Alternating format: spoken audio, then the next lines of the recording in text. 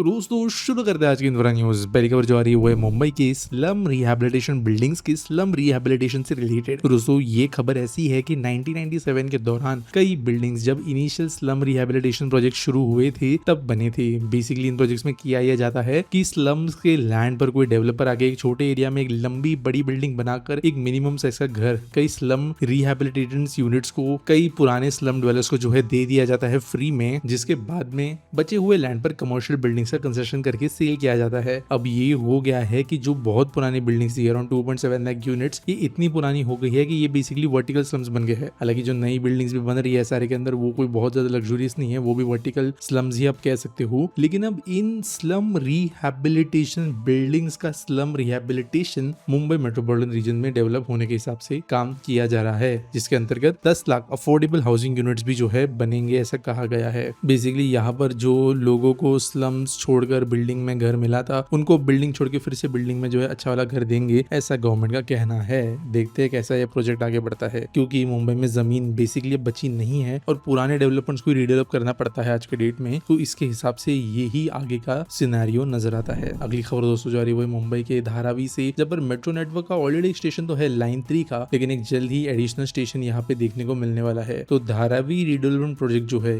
ये अब धीरे धीरे जो है लोगों के सामने थोड़ा थोड़ा करके आ रहा है और कुछ ऐसे प्लान्स मिले हैं कि metro line 11 Wadala to CSMT वाली जो एक लाइन है ये बेसिकली धारावी को जो है कनेक्शन दे सकती है सेकेंडरी मेट्रो से। तो यहाँ पर एग्जिस्टिंग मुंबई मेट्रो लाइन 3 का स्टेशन जो है वहां पर एक इंटरचेंज बन सकता है धारावी का, और इसके वजह से धारावी को मल्टीपल कनेक्टिविटीज मिल जाएंगी, जिसकी वजह से जॉब्स, कॉलेजेस, हॉस्पिटल्स इनसे कनेक्टिविटी बेहतर मिलेगी। वैसे देखा जाए तो ये अराउंड 16,000 करोड़ का प्रोजेक्ट होने वाला है, जिसके ऊपर काम बहुत इनिशियल स्टेजेस पे चल रहा है। अगली खबर दोस्तों आ रही है बृहन मुंबई म्युनिसिपल कॉर्पोरेशन से, जिन्होंने फ्लूट किया है expression of interest for slum development scheme in 64 civic plots across Mumbai on the lines of DRP। तो बेसिकली ये एक और नया डेवलपमेंट है धारावी रिडल प्रोजेक्ट में, जहां पर बेसिकली इस योग के अंतर्गत किया ये जा रहा है कि दूसरे प्राइवेट कंपनीज आकर जो है इनके तरफ से यानी अडानी ग्रुप एंड DRP की तरफ से लैंड लेके रेवेन्यू जनरेटिंग अपॉर्चुनिटीज क्रिएट कर सकते हैं। बेसिकली क्लस्टर्स यहाँ पे दिए जाएंगे, इसके अंतर्गत हाई राइजेस बन सकते हैं for providing housing to eligible slum dwellers as well as selling flats for revenue generation.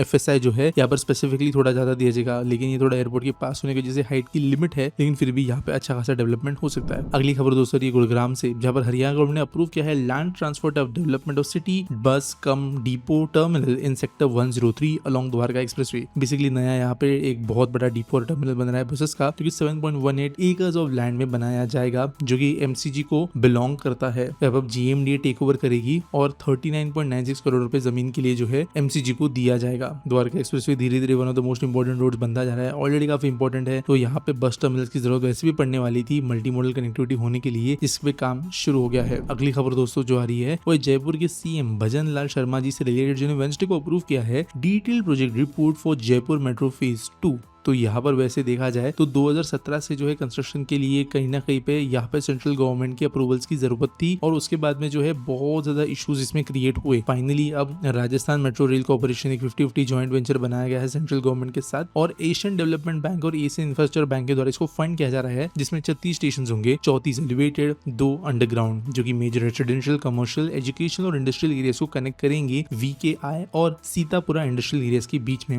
ये मेन लोकेशन अगर बात करें जो कनेक्ट होंगे फेज 2 के अंतर्गत, तो वो होगा Tonk road, Vidya Vihar Nagar, proposed interstate bus terminal, SMS hospital, Sawai Mansingh stadium और कुछ और दूसरी जगह। अगली खबर दोस्तों ये Amrit Bharat station development scheme से रिलेटेड, जहां पर 103 न्यूली रीडेवलप स्टेशन जो है भारतीय रेलवे के अंतर्गत इनको इनॉग्रेट किया जाने वाला है प्राइम मिनिस्टर मोदी जी के द्वारा। तो मैंने बार बार बोला है कि अमृत भारत स्टेशन स्कीम में अगर कुछ स्टेशन को छोड़ दे तो ज्यादातर प्रोजेक्ट जो है बहुत बेसिक प्रोजेक्ट्स है, उनके अंदर बस स्टेशन का गेट अच्छा बनाया जा रहा है, टाइलिंग चेंज की जा रही है, थोड़ा बेसिकली रंग रंगोटी रेनोवेशन का काम हो रहा है, और ऐसे बहुत सारे स्टेशन रेडी है, मोर देन 100, तो इनको जो है इनॉग्रेट एक साथ कर दिया जाएगा PM के द्वारा। अगली खबर दोस्तों जो आ रही है वो है लखनऊ मेट्रो से, जहाँ पर एक लंबे समय बाद में यहाँ पे एक मेजर अपग्रेडेशन होने वाला है। तो 8 साल के पहले लॉन्च के बाद जो सितंबर 2017 में हुआ था, यहाँ पर फेज 1B जो कि ईस्ट वेस्ट मेट्रो कॉरिडोर है, इसको क्लियरेंस मिला है पब्लिक इन्वेस्टमेंट बोर्ड से, जो कि मेजर एक्सपांशन होगा सिटीज मेट्रो रेल नेटवर्क का अगले हिस्से में। तो बेसिकली चारबाग से लेके वसंत कुंज का ये न्यू एक्सटेंशन होगा, और अप्रूवल जो है यूपी गवर्नमेंट के द्वारा भी यहाँ पे दे दिया गया है। तो बहुत जल्द यूनियन कैबिनेट के अप्रूवल के बाद में इस मेट्रो पे तेजी से काम शुरू हो सकेगा। अगली खबर दूसरी उड़ीसा से, जहाँ पर टेक्नोलॉजी बैक्ड इनिशिएटिव्स के द्वारा वेदांता का जो संगम वाटरशेड प्रोजेक्ट है ये बनाने वाला है 41 विलेजेस के पास में सस्टेनेबल वाटर बेस्ड एसेट, जहाँ पर लांगीगढ़ से लेकर कालाहांडी डिस्ट्रिक्ट्स को जो है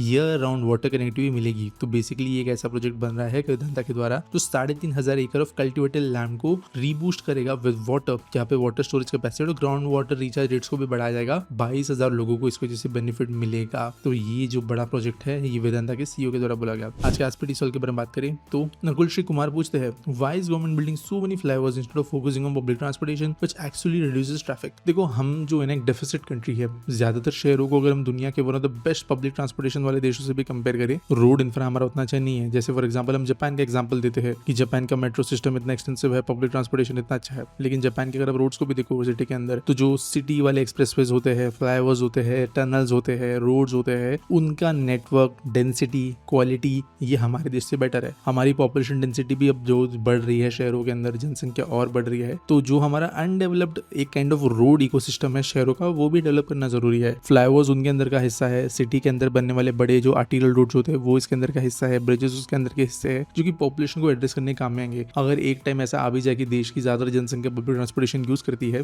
तो भी बचे कुछ लोग जो रोड पे आएंगे वो करंट रोड सिस्टम के द्वारा सफाइस नहीं हो पाएगी एक अच्छे इनकम कंट्री बनने के बाद भी और अभी भी। इनफैक्ट अगर मुंबई जैसे शहरों की बात करें तो यहाँ पर ऑलरेडी एक बहुत मिनिस्क्यूल पॉपुलेशन का परसेंटेज आता है, लेस देन 20-25% का, जो सिर्फ और सिर्फ रोड पे डिपेंड करता है अपने डेली ट्रैवलिंग के लिए। इनफैक्ट आउटर सबर्ब्स में अगर आप जाओ थोड़ा मुंबई से आगे की तरफ तो 80-85% पब्लिक जो है वो ट्रेन एंड बसेस का इस्तेमाल करती है डेली ट्रैवल करने के लिए, लेकिन इसके बावजूद जो है रोड्स पे ट्रैफिक बहुत मेजर होता है इन रीजन्स में भी। इसके वजह से ये रोड का डेवलपमेंट भी पैरेलली चलना चाहिए मेट्रोस के अलावा। दूसरा, government focusing on this instead of this का जो ये क्राइटेरिया है वो थोड़ा गलत हो जाता है। करेंटली दुनिया के अंदर अगर हम देखें तो one of the largest metro creators हमें अगर देखें तो चाइना के बाद में हमारी नेटवर्क बन रहा है, और कुछ केसेस में स्पेशली कोविड के बाद में हम चाइना से ज्यादा तेजी से मेट्रोस का डेवलपमेंट कर रहे हैं, स्पीड, लेंथ, क्वालिटी सबके हिसाब से। जनरली स्टेट लेवल पे या बहुत बड़े सिटीज जो होते हैं वो मेट्रो प्रोजेक्ट्स लेते हैं, कई बार सेंटर फंडिंग आती है। फ्लाईओवर्स वगैरह जो होते हैं वो पीडब्ल्यूडी डिपार्टमेंट या जो local state level infra development bodies होती है, जेएमआरडी, एमएमआरडी, ऐसी बॉडीज के द्वारा बनाया जाता है। तो दोनों के रूल्स एंड डेजिग्नेशंस और काम भी अलग अलग है। ऐसा नहीं कि एक सरकारी बाबू या एक कोई पॉलिटिशियन बैठ के सारे डिसीजन एक साथ लेता है। उम्मीद करता हूँ आपको सवाल का जवाब मिल गया होगा। आपके पास कोई सवाल है आप कमेंट सेक्शन में मुझे पूछ सकते हो। कोई न्यूज सबमिट करने के लिए है तो उसके लिए आपको डिस्क्रिप्शन में लिंक मिल जाएगी। मिलेंगे अगली वीडियो में।